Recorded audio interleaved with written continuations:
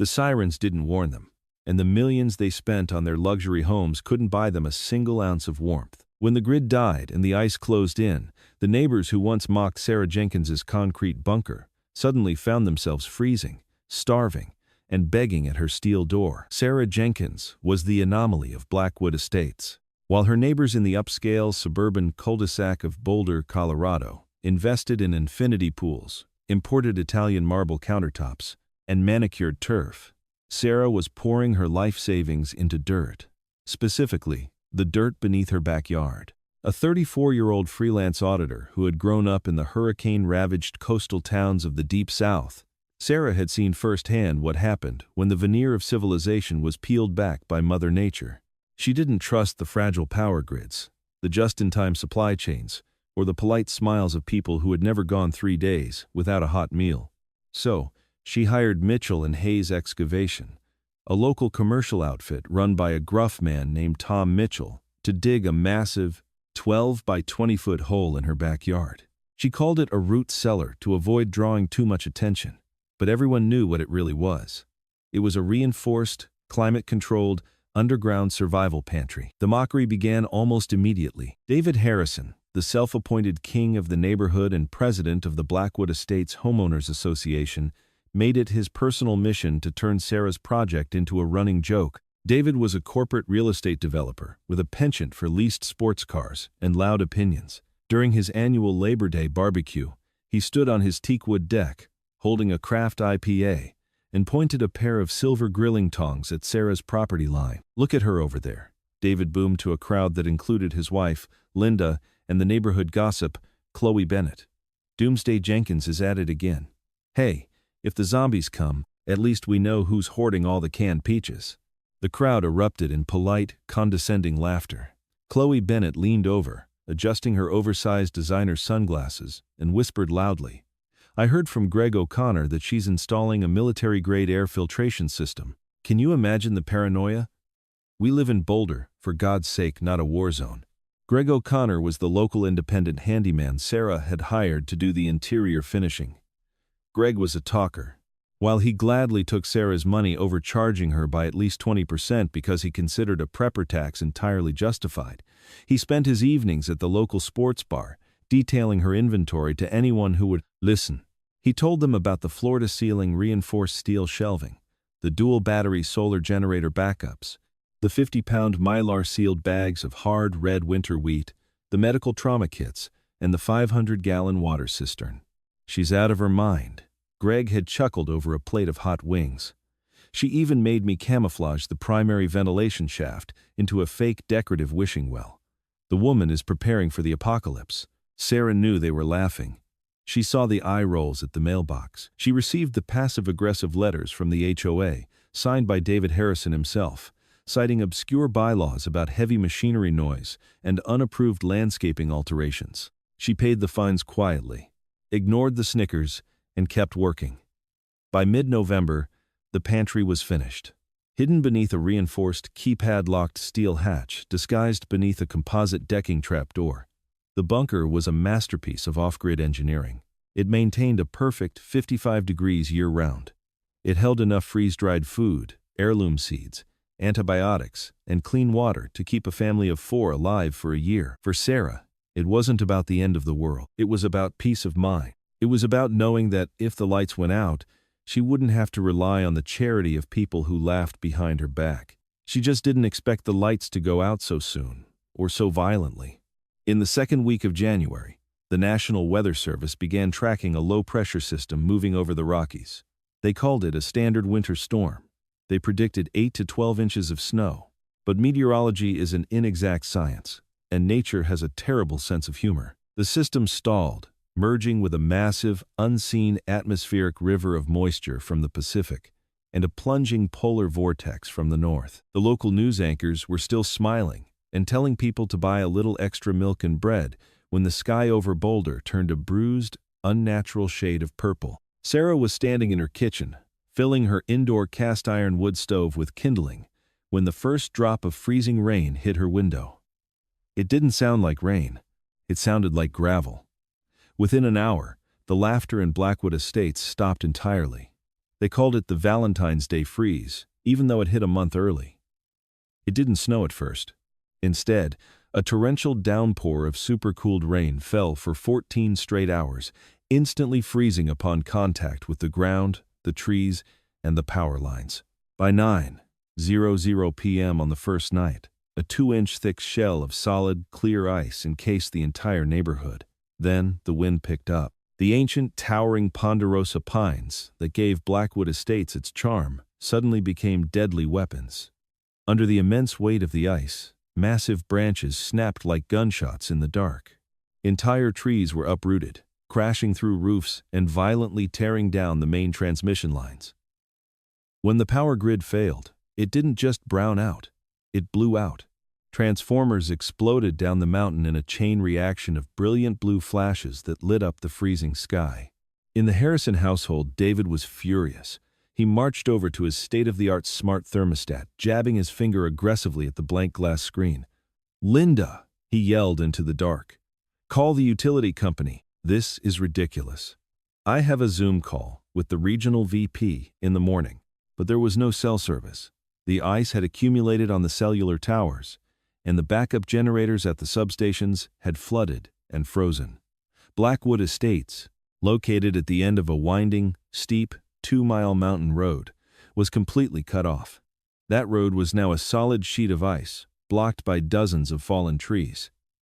Then came the snow. Once the freezing rain stopped, the temperature plummeted to 14 degrees below zero, and the sky opened up, dumping 3 feet of dense, heavy snow over the ice in less than 24 hours. By day 2, the novelty of the blackout had worn off, replaced by a creeping, icy dread. The luxury homes of Blackwood Estates were architectural marvels of glass and vaulted ceilings, beautiful in the summer, but absolute death traps in the winter without forced air heating. Inside these million-dollar homes, the ambient temperature quickly matched the lethal temperatures outside. David Harrison's pipes were the first to burst. He hadn't known how to shut off the main water valve. Water spewed into his finished basement, instantly turning his home theater into a frozen skating rink. Linda Harrison spent the night wrapped in 4 designer comforters, crying silently as her breath formed visible clouds in her own bedroom. By day 3, desperation set in. The modern pantry is a fragile thing. Most families have less than 3 days' worth of edible food that doesn't require cooking. The Harrisons, Chloe Bennett, and the others began rummaging through their pristine, defrosting refrigerators, eating cold deli meat and stale crackers. They tried to use their gas fireplaces, only to realize the electronic ignition switches required grid power to open the gas valves. Meanwhile, beneath the earth, Sarah Jenkins was perfectly fine. Her bunker was a cocoon of warmth. She had a specialized, externally vented kerosene heater humming quietly, keeping the concrete room at a balmy 65 degrees. She was reading a paperback novel by the light of a high-lumen LED lantern, eating a bowl of hot chili she had just cooked over an alcohol camp stove. She could hear the muffled, distant thuds of trees falling above ground. But down here, the world was safe and quiet. She checked her battery banks, monitored the carbon monoxide detector, and allowed herself a brief moment of gratitude. She wasn't happy about the disaster above, but she was vindicated. But her peace was about to be shattered. Up on the surface, survival instincts were overriding social graces. Greg O'Connor, the handyman who lived in a smaller property at the entrance of the cul-de-sac, had run out of propane for his cheap space heater. His house was at 5 degrees. Frostbite was already starting to nip at his fingers. As he shivered in the dark, a memory pierced through his panic. Sarah's bunker. He remembered the layout. He remembered the food. More importantly, he remembered the keypad code to the trapdoor. Sarah had never changed it after he finished installing the electronic locks because she assumed the composite deckboards covering it were a sufficient visual disguise. Greg didn't just want help. He felt entitled to it. In his mind, he had built that bunker. He didn't go alone. Greg trudged through the waste, deep snow, to David Harrison's house. He found David and Linda huddled by their useless fireplace, wrapped in garbage bags to block the wind that was howling through a cracked window. "David," Greg croaked, his lips blue and cracking. "We're going to freeze to death out here. But Jenkins has heat. She has a whole supermarket underground. I know how to get in." David Harrison, shivering uncontrollably, felt a surge of indignation replace his fear. How dare that crazy woman sit in luxury while the president of the HOA was freezing? How dare she hoard resources while his wife suffered? He completely ignored the irony of his previous mockery. To David, Sarah's preparedness wasn't a sign of her intelligence. It was an unfair advantage that he now needed to correct. "Get your snow gear, Linda," David commanded, his voice trembling but hard. "We're going to Sarah's." It was midnight on day 4 when Sarah heard the noise. It wasn't the wind. It was a heavy, rhythmic scraping sound directly above her ceiling. Someone was shoveling the 3 feet of snow off the composite decking of her back patio. Sarah froze, lowering her book, her pulse hammered in her throat. She moved to the control panel on the wall and flipped on the exterior security cameras. The screens flickered to life, powered by her deep cycle batteries, displaying night vision footage of the surface. There were 5 of them, David Harrison holding a snow shovel, Linda wrapped in a blanket, Chloe Bennett practically hyperventilating from the cold, Greg O'Connor, and another neighbor, a quiet man named Thomas. They weren't knocking on her front door to ask for help. They had bypassed her house entirely. Greg was directing them straight to the hidden trap door. Sarah watched in horror as Greg pulled a crowbar from his coat, wedged it under the false deck board, and pried it open, revealing the heavy steel hatch beneath. Greg then stepped forward, pulling his gloves off with his teeth, and reached for the electronic keypad. He punched in the 4-digit code he had installed months ago, 1984.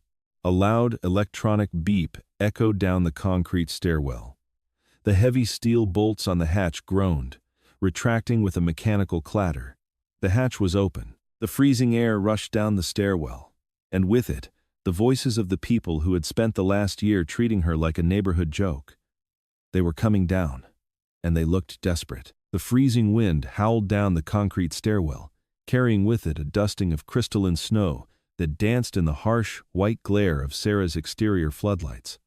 Sarah stood at the base of the stairs. She wasn't holding a gun, she abhorred firearms, but she held a heavy, industrial-sized canister of bear mace in her right hand and a blinding 1,000-lumen tactical flashlight in her left. She didn't flinch as the heavy steel hatch above slammed against the snowbank. Footsteps echoed, heavy, clumsy, desperate. Greg O'Connor appeared first, his usually ruddy face pale and heavily frost-nipped, his breath puffing in ragged gray cloud. Behind him loomed David Harrison, clutching the snow shovel like a crude halberd, followed by the shivering, pathetic forms of Linda, Chloe, and Thomas. "All right, Sarah, enough is enough," David barked down the shaft, trying to inject his usual boardroom authority into a voice that was rattling with hypothermia. "The joke's over. We're coming in." Greg took 2 steps down the concrete flight and stopped dead. He had expected to walk right into the main pantry. He had expected the smooth, reinforced door he had helped hang to be the only barrier. Instead, his freezing fingers gripped the cold bars of a heavy, wrought-iron security gate. It was a floor-to-ceiling cage of welded steel mesh, anchored deep into the concrete walls with heavy masonry bolts. Sarah had hired a commercial welder from 3 towns over to install it the week after Greg finished his contract. She knew Greg talked too much. She knew he had the code. In the world of survival preparation, operational security was the first rule, and Sarah had planned for the exact scenario unfolding in front of her. "What is this?" Greg stammered, rattling the iron gate. "You changed it. Open this up, Sarah." Sarah stood 6 feet back, safe behind the iron barrier, her face bathed in the warm, amber glow of the bunker's interior lighting. The contrast was staggering. Behind her, the neighbors could see the neat rows of canned goods, the metallic glint of the water cistern, and the gentle, life-saving heat radiating from the kerosene unit. It looked like paradise. It smelled like warm chili and safety. "You're trespassing, David," Sarah said. Her voice didn't shake. It was terrifyingly calm, slicing through the howl of the wind above. "And you, Greg, just committed a felony by bypassing my electronic lock. Step back from the gate." David pushed his way past Greg, pressing his face against the iron mesh. The arrogance in his eyes was rapidly being eclipsed by raw, animal panic. "Listen to me, you crazy woman. It is 14 below zero up there. My wife is freezing. Chloe is going into shock. You have enough space and food in here for a dozen people. Open the damn gate. I have enough resources for myself, Sarah corrected quietly. Because I planned.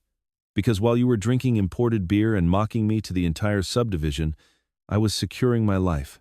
You called me Doomsday Jenkins, David. Well, Doomsday is here. Why aren't you ready? Please. The scream didn't come from David. It came from Linda. She collapsed against the bars, her expensive designer coat offering zero protection against the lethal cold. Her lips were a frightening shade of violet. Sarah, please. I'm sorry. I'm so sorry we laughed. We're dying up there. Please don't let us die. Chloe Bennett wasn't even speaking.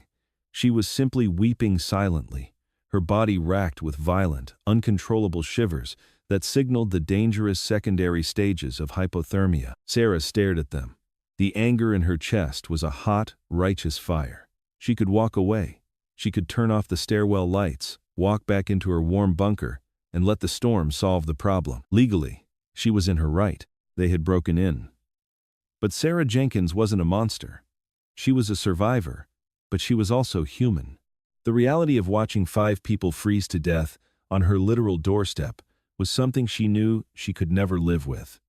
However, letting 5 panicked, entitled individuals into an enclosed, high-stakes environment without establishing absolute dominance was a death sentence. Listen to me very carefully, Sarah said, stepping closer to the gate, the bear mace still raised. If I open this door, this is no longer Blackwood Estates. There is no HOA down here. There is no democracy. This bunker is a dictatorship, and I am the dictator. You do exactly what I say, exactly when I say it. You eat what I give you. You drink what I allocate. If anyone argues, if anyone steals, or if anyone challenges me, I will force you back up those stairs at gunpoint and weld the hatch shut. Do you understand? Silence hung in the freezing air, broken only by the wind. We understand, Thomas Wright, the quiet neighbor, who had barely spoken a word, croaked from the back of the group. Thank you, Sarah. David? Sarah asked, locking eyes with the man who had tormented her for a year. Say it. David's jaw tightened. His pride waged a brief, violent war with his survival instinct. He looked at his freezing wife, then at the warm, illuminated sanctuary behind the iron bars. I understand, he whispered, swallowing his pride like shattered glass. Drop the crowbar and the shovel through the bars, Sarah commanded. Greg slid the tools through the gap at the bottom. Only then did Sarah pull a heavy iron key from her pocket, step forward, and unlock the heavy deadbolt.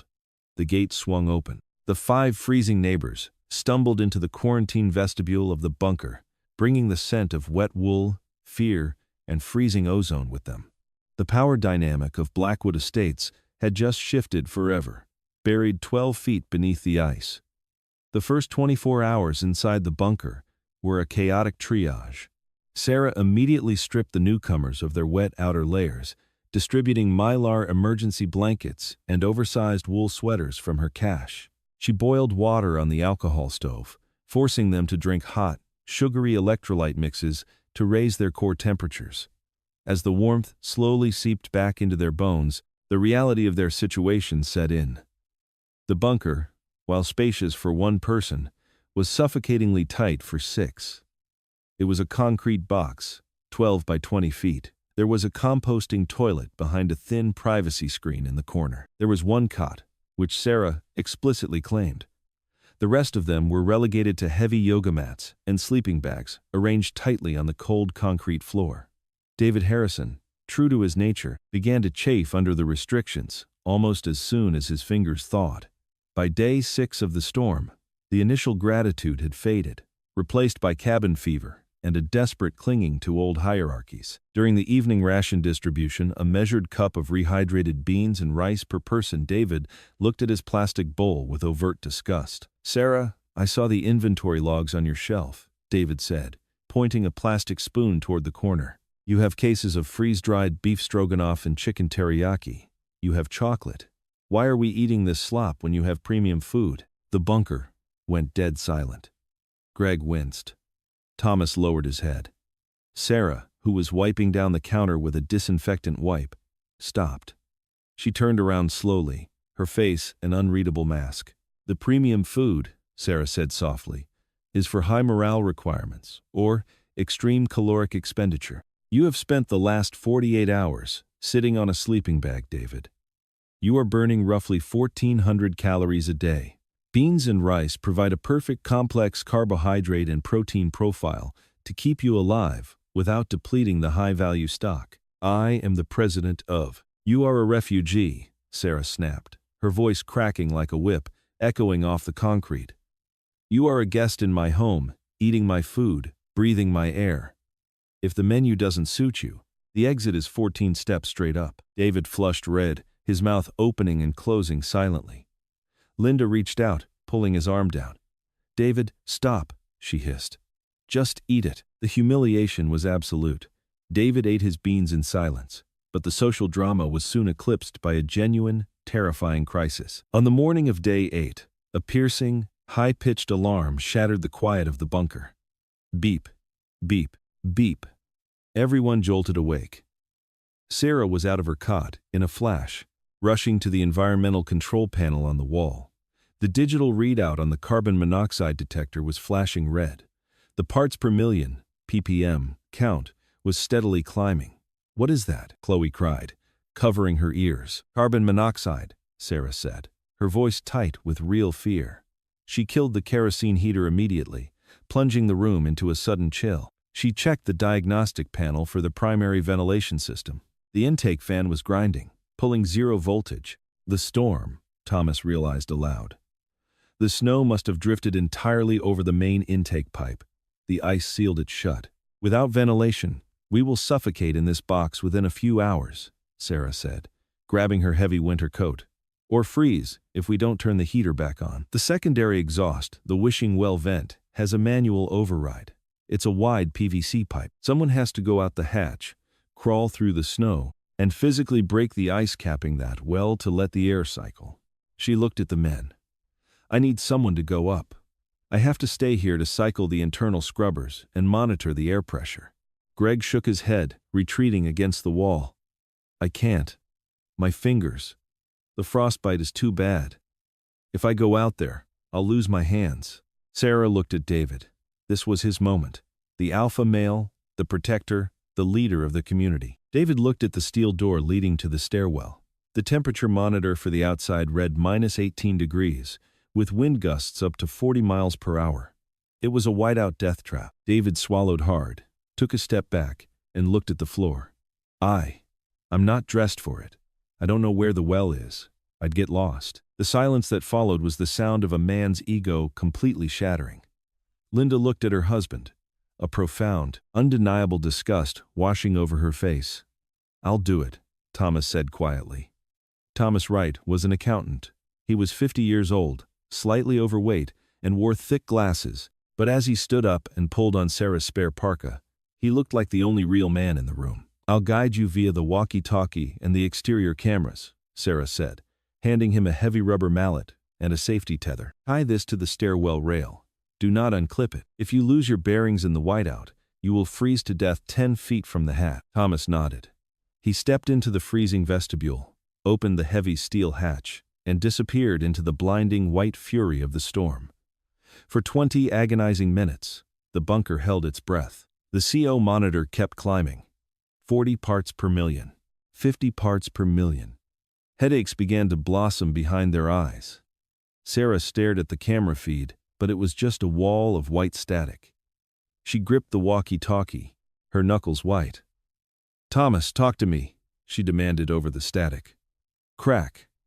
A muffled sound translated through the concrete ceiling. Crack. Smash. Suddenly, the secondary air intake valve above the sink hissed. A rush of freezing, shockingly pure, clean air blasted into the bunker. The heavy toxic pressure in the room broke. "Got it." Thomas's exhausted voice crackled over the radio. The ice was 4 inches thick. I smashed it, coming back. When Thomas stumbled back down the stairs, covered in snow and shivering violently, Sarah caught him. Linda and Chloe rushed forward with blankets. Even Greg helped pull off his frozen boots. David just stood in the corner, alienated and small, watching the community he once ruled rally around the quiet accountant and the prepared outcast. It took 3 more days for the storm to finally break. On day 11, the heavy thrum of military helicopter blades shook the earth above them. The Colorado National Guard had finally mobilized, deploying tracked snowcats to clear the mountain roads and reach the isolated suburbs. When the soldiers pried the heavy steel hatch open from the outside, daylight flooded the stairwell. It was blinding, brilliant, and warm. The thaw had begun. The evacuation was quiet. The neighbors climbed the stairs one by one, blinking against the sun, stepping out into a world that was unrecognizable. The million-dollar homes of Blackwood Estates were half buried, roofs caved in by fallen trees, their immaculate landscaping destroyed. It looked like a war zone. David and Linda Harrison were the last to leave the bunker. David paused at the iron gate, looking back at Sarah. She was sitting on her cot, calmly logging her depleted inventory on a clipboard. She didn't look up. "Sarah," David said, his voice stripped of all its former bravado, "thank you for everything." Sarah finally looked up. She didn't smile. She didn't gloat. She just looked at him with the calm, flat expression of someone who understood exactly how fragile the world was. "Don't thank me, David," she replied, her pen hovering over her clipboard. "Just buy a shovel." As the heavy steel hatch clanged shut above her, sealing out the noise of the rescue helicopters and the ruined world above, Sarah Jenkins returned to her quiet, warm solitude. The storm was over, but she knew the truth. Winter always comes back, and next time, she wouldn't even have to lock the gate. If this story of survival and human nature kept you on the edge of your seat, don't leave just yet. Hit the like button to support our channel. Share this video with friends to see who they'd trust in a blackout. And subscribe for more thrilling real-life drama stories. Drop a comment below. Would you have opened the door for your neighbors? Stay safe, and always stay prepared.